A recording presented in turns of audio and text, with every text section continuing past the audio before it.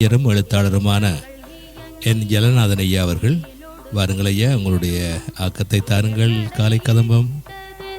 வயல்வெளிதோறும்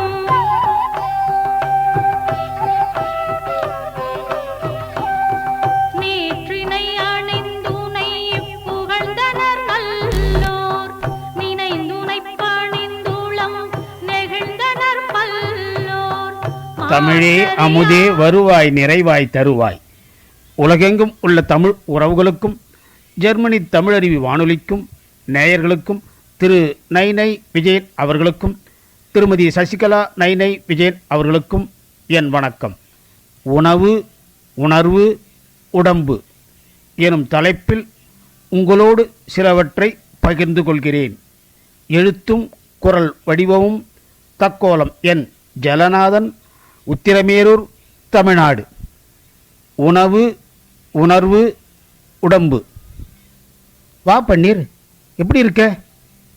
ஏதோ இருக்கேன். என்ன ஆச்சு?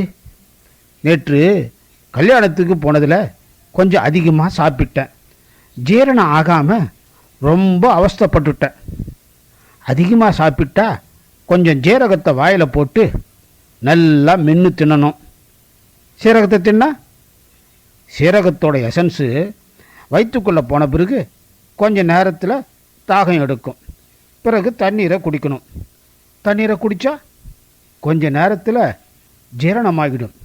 அப்படியா?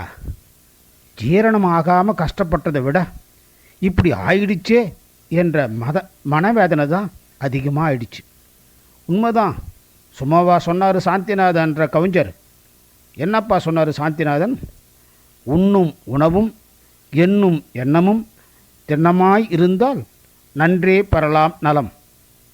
என்ன கவிதையில் பேச ஆரம்பிச்சிட்டேன்? சாந்திநாதன் கவிதை இதுப்பா. சரி, கவிதை என்ன சொல்லுது? உண்ணுகின்ற உணவும் எண்ணுகின்ற எண்ணமும் சரியானபடி, அதாவது நல்லதாக இருந்தால் என்றைக்கும் நல்லா இருக்கலாம். ஓஹோ, சாப்பிட்ற சாப்பாட்டை பொறுத்து தான் நலமாக இருக்க முடியுமா? ஆமாம்ப்பா. ஆகாத உணவை சாப்பிட்டா உடம்பு உடம்பாக இருக்குமா? ஆகாத உணவுன்னா குறிப்பிட்ட வயசுக்கு முன்னே, அதாவது 40 வயசுக்கு முன்னே நாம் விரும்புகிறதெல்லாம் சாப்பிடலாம். 40 வயசுக்கு பிறகு நம்ம உடம்புக்கு எது ஒத்து வருதோ அதை சாப்பிட்டா நல்லது. அப்படி சாப்பிட்டா உடம்பு உடம்பாக இருக்கும். சரி, மாறுபட்டு சாப்பிட்டா உடம்பு தாறுமாறாக தான் போகும். அப்போது உணவை பொறுத்து தான் உடம்புன்னு சொல்கிறியா? உணவு மட்டும் இல்லை, உணர்வை பொறுத்தும் உடம்பு. உணர்வை பொறுத்துமா? ஆமாம்ப்பா. கோபம், மன அழுத்தம் இத்தியாதின்னு ஏற்பட்டால் உடம்பு உடம்பாக இருக்குமா? சரி, எப்படி இருக்கணும்? உணர்வுகள் மனசை ஒட்டாமல் பார்த்துக்கணும். அது முடியுமா? கஷ்டம்தான். அந்த வித்தியை புரிஞ்சிக்கினா முடியும். விளக்கமாக சொல்லுப்பா. சொல்கிறேன்.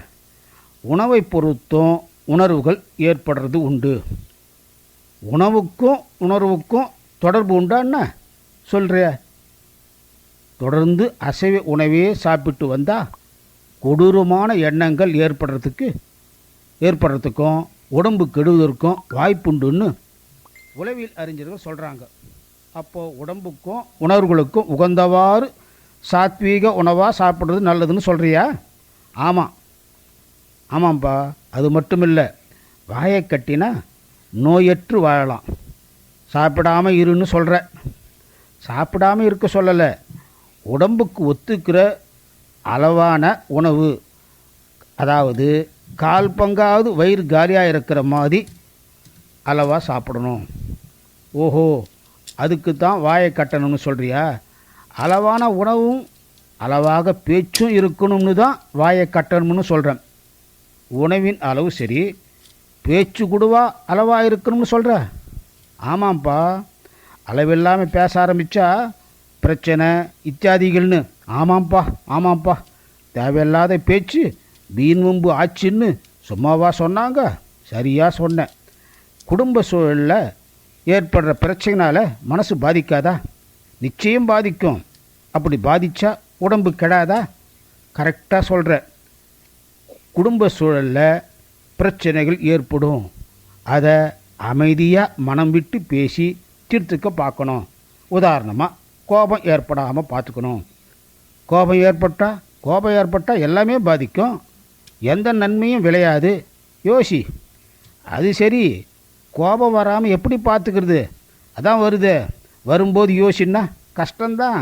கோபம் எதனால் வருதுன்னு யோசி. தேவையில்லாத குப்பைகளை மனசில் பதிவு வைப்பதில் தானே. பதிவிடாமல் விட்டா கோபம் பிறக்காமல் பார்த்துக்கலாம்னு சொல்ல வர. சொல்கிற சுலபந்தான், நடைமுறைக்கு மிக மிக கஷ்டம்தான். கோபம் இருபக்க கூர்மையுள்ள கத்தி போன்றது. அது எதுவனையும் காயப்படுத்தும். உண்மைதான்பா. கோபத்தால் எதிலேயும் வெற்றி பெற முடியாதுன்னு உணர்ந்து கோபமே பிறக்காமல் பார்த்துக்கோ. கோபமே பிறக்காமல் இருந்தால் பிரச்சனை இல்லாமல் இருக்க முடியுமா?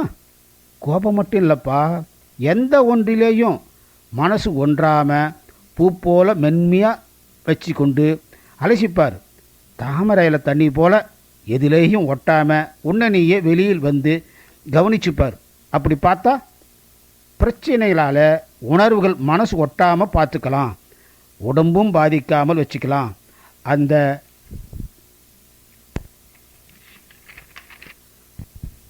அந்த வித்தையை புரிஞ்சிக்கினா எல்லாமே சாத்தியம். உண்மைதான். அன்பாயிரு, அனைத்தும் உன் வசமாகும். நல்லா தான் சொல்கிற. சரி, டைம் ஆச்சு, புறப்படலாமா? ஆமாம்ப்பா. என் பொண்டாட்டி காணலையேன்னு கோபமாக கத்த ஆரம்பிச்சிடுவா. அது கோபம் இல்லைப்பா, உணவு வேலையாச்சே. கண்ட உணவை சாப்பிட்டு உடம்பை கெடுத்திக்குயோன்னு அக்கறையின் தேடுதல் என்பதை புரிஞ்சுக்கோ. சரிப்பா, உணவு, உணர்வு, உடம்பு பற்றி பேசி பல கருத்துக்களை பரிமாறிக்கொண்டோம். அடுத்த வாரம் வழக்கப்படி முக்கியமான தலைப்பில் பேசிக்கலாம் என கூறி உங்களிடமிருந்து விடைபெறுவது உங்கள் நண்பன் பன்னீர்.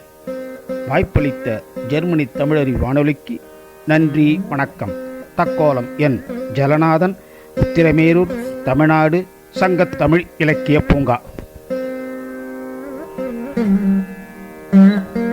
உணவு, உணர்வு, உடல் என்ற ரீதியிலே அருமையான ஒரு விளக்கத்தை தந்திருந்தார் கவிஞரும் எழுத்தாளரும் விமர்சகருமான தக்கோலம் என் ஜலநாதன் ஐயா அவர்கள்.